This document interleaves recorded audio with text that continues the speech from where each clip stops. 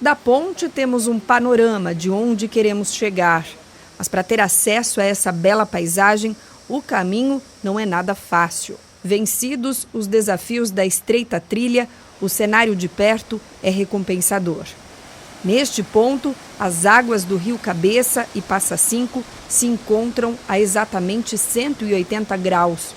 Ângulo nada comum, segundo os pesquisadores. Vindas de Tirapina e Itapé, ao se unirem, criam forças, ultrapassam a barreira rochosa e seguem o fluxo até desaguarem no Rio Corumbataí.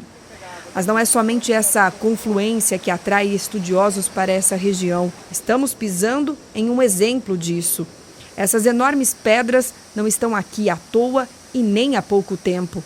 Análises geológicas indicam quase 100 milhões de anos. Essas rochas elas ajudam a contar a evolução do planeta. E a gente estudando locais como esse, a gente consegue ver como que o clima, como que o ambiente, como que os continentes foram mudando ao longo de milhões de anos, ajudando a gente a entender a história da Terra. Então, por isso que esses lugares são tão importantes, a gente vê eles como locais muito relevantes para a gente guardar como patrimônio realmente do território. Outros recursos que contam a história se escondem em meio à vegetação para serem explorados. As redondezas abrigam 2 sítios arqueológicos. E hoje se acredita que a ocupação nesse sítio Alice Boer seja de mais ou menos uns 8 mil anos. Então, registrando que há 8 mil anos atrás já tinham pessoas que ocupavam essa região por vários motivos, né? Por que essa região era ocupada?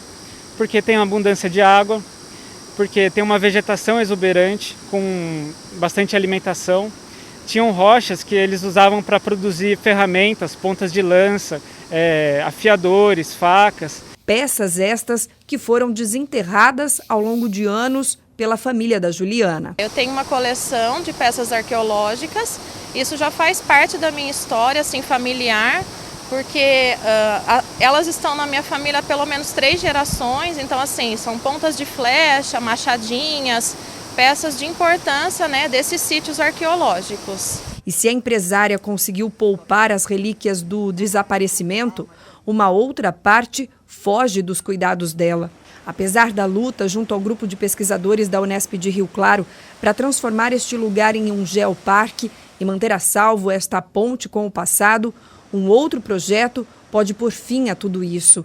A cidade de Ipeúna foi apontada em um estudo preliminar realizado pela Prefeitura de Piracicaba como local ideal para a construção de uma barragem. O projeto executivo foi aprovado pelo governo do estado de São Paulo. Antes de dar início à construção, o Departamento de Águas e Energia Elétrica precisa aprofundar as informações e elaborar laudos técnicos. Mas, de acordo com o que os pesquisadores puderam avaliar dessa proposta, com o represamento, o Rio Corumbataí deverá inundar tudo por aqui. Uma notícia que, segundo Juliana, pegou de surpresa os moradores da pequena cidade. E a maioria das pessoas ainda não sabem, a maioria da população ainda não está sabendo, né?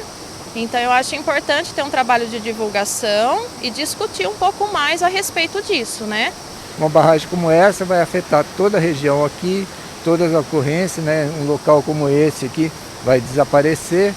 Então a população tem que entender e pensar quais os benefícios reais dessa barragem para a população de toda a bacia, né? Então quem que vai utilizar a água dessa barragem, quais os municípios serão beneficiados com essa barragem e os impactos que essa barragem deve causar. De acordo com o projeto apresentado, a barragem construída neste ponto ajudaria no abastecimento de água de 9 municípios pertencentes à região metropolitana de Piracicaba. Algo que, segundo os pesquisadores, seria muito difícil de acontecer. A questão é que essa barragem está sendo construída na parte mais baixa da bacia hidrográfica. E essa água, por gravidade, ela só poderia ir para as cidades que estão abaixo desse ponto, que no caso é Piracicaba. Né? Então a gente não pode dizer exatamente que todos os municípios da bacia vão ser beneficiados com essa água, porque para levar essa água daqui para as cidades que estão rio acima, você gastaria muito recurso para a construção de bombas e sistemas de armazenamento. Então a analogia que eu fiz é como se você tivesse um prédio de 9 andares e construísse uma caixa d'água no primeiro andar. Então essa água ficaria disponível para quem mora no primeiro andar, e para quem mora do segundo andar para cima, precisaria ter um sistema adicional de bombeamento para levar essa água para lá. Para o Rafael, que passou quase toda a formação de geologia escavando este local em busca de respostas, transformar este espaço em água somente será como apagar o passado. Esse sítio, esse local e essa região tem um potencial educativo bastante grande e a gente faz visitas de mapeamento e de descrição dessas áreas durante o curso, mais de uma vez ao longo do curso. E então a supressão e o alagamento dessa área iria impedir o estudo, né, o uso dessas áreas com esse potencial educativo, e a gente teria que buscar novos locais de estudo para estar usando para o curso de graduação em geologia.